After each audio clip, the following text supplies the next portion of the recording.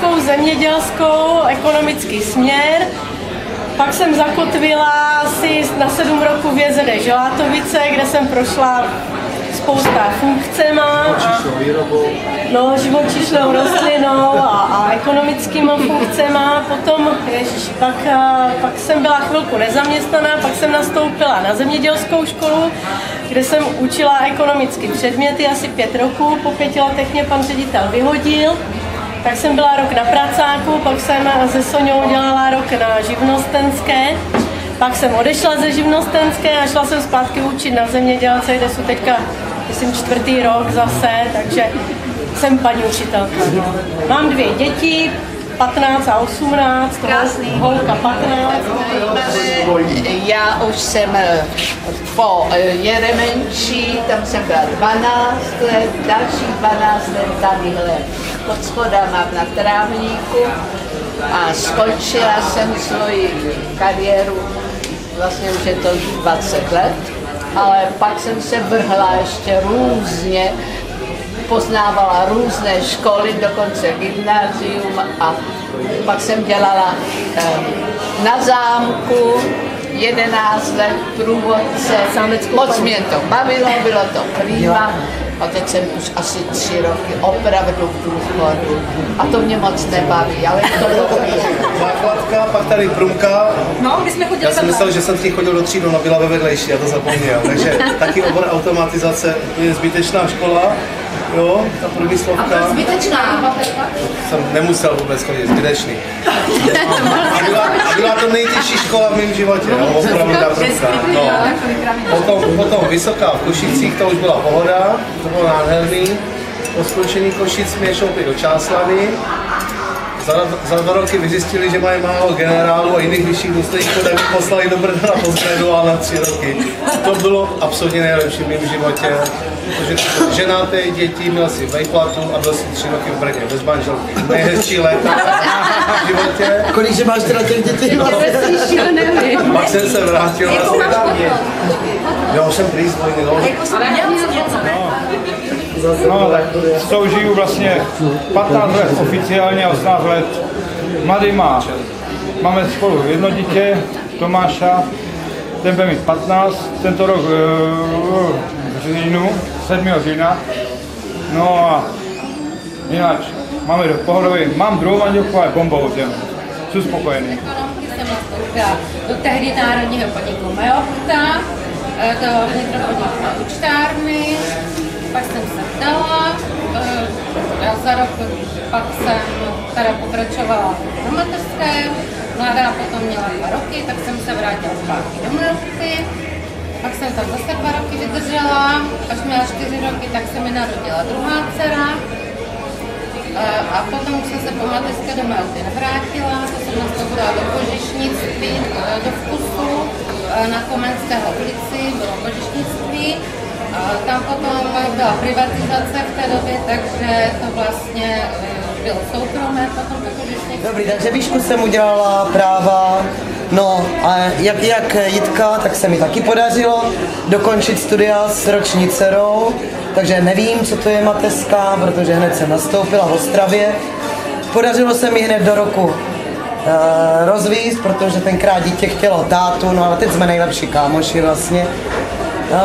No, potom jsem vlastně poznala svého dvojího muže, s ním jsem žila 18 roků v Hulíně, začali jsme Přerovem, potom v Hulíně, ale automaty jako trošku nám rozhodili, co bylo, jinak bych byla spokojená, no. My jsme manžel zemědělství, zdravotnictví a kde to? Tady v nemocnici, oba dva. Oba dva jsou v nemocnici, manžel je zootechnik, je pamatující já, máme želatovický barák, se zahradou, Pohoda a volné. Psíka máte? Jo, a psíka máme. Vnučku. Jo, psíka mám taky pudla, taky, ale tojskýho černě a máme malou vnučku. No, co máte malou? Vnučku. Další babka. 10měsíční. Honil jsem vás jak pse, jako jsem špišel. Ty pěti minut, Pěkný trubkový rifle si měl. Ale naučili A do toho ti sekli mohu. Čitelný prostě. To je do dneška. Já jsem byl rád, že začal curving, protože na těch lyžích to nevadí. Dříve to vadilo, jako, jo, protože jsem ty kolena nedal k sobě. Tam jsem byl ještě asi pár roků, co vy jste odešli, celkem asi 6 nebo 7, tak mě paní tenkrát soudružka ředitelka vyhodila, tak jsem šel do Předmostí, tam jsem byl asi 6 let, tam jsem se oženil, pak jsem, když se začala stavět nová škola, tak jsem šel na Kulčák a z Kulčáku potom v 89. nebo v 90. na Vážku, kde jsem do posud. Jinak mám. Jelikož jsem potom rozmlátil rodičům auto, tak jsem šel, tak jsem šel vydělat, ano, na to auto do dolu na rok. Když jsem se vrátil, tak dělal jsem asi 7 roků na byťáku jako technika. No a potom jsem odešel přímo do stavebnictví a od té doby asi těch 22-20 roků dělám stavby vedoucího po světě. Nejdřív jsem začínal v Česku, na Slovensku, na Moravě, tak kromě snad západních Čech jsem stavěl skoro všude. Potom rok jsem byl v Itálii jako soukromně dělat na stavbě. Děkuji. Potom jsem se zase nechal zaměstnat u nějaké firmy. Ty firmy vám ani nebudu vyjmenovávat, protože jich bylo strašně moc, kde jsem dělal. Asi tak 10. A teď? Dostal jsem se do Ruska, v Čečensku jsem stavěl a teď poslední rok a čtvrt dělám v Libii. Jestli chcete o mě slyšet pravdu, tak vtipně, aby to nebylo použito proti mně. Já na rozdíl od vás, vy jste studovali, já jsem začala poměrně brzo rodit, ano. Odešel jsem o rok dřív než ostatní, někteří teda, na Gimpl, experiment, na gymnáziu, rychlopašky, ti nejlepší, povedlo se, ano, úspěšný.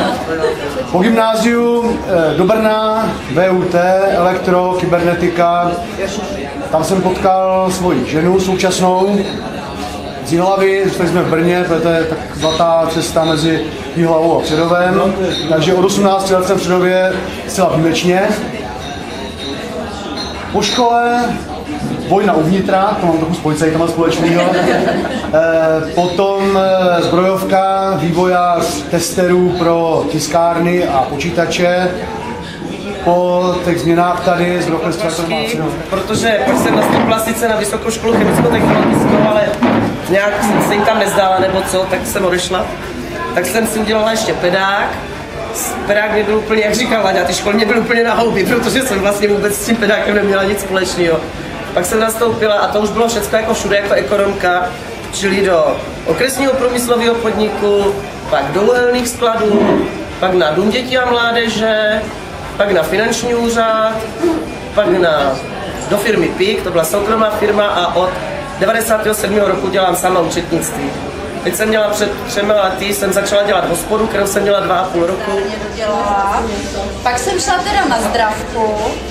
Po zdravce jsem byla šíleně zamilovaná, ale šíleně. Tak jsem se vdala neprozřetelně v 19 letech. No, teď už to říkám taky, no, ale nicméně nevrátíš to. Po 3 letech se mi narodil syn. Profesně jsem se vdala a šla jsem tady dělat do špitálu, tady jsem dělala 3 roky na koronární jednotce. Pak se mi teda narodil syn, který má teď 27 let. Docela za krátkou dobu, no po 10 letech jsem se rozvedla. Takže jsem teď, zrovna to bude výročí 20 let, co jsem rozvedená, 30 let, co bychom byli spolu.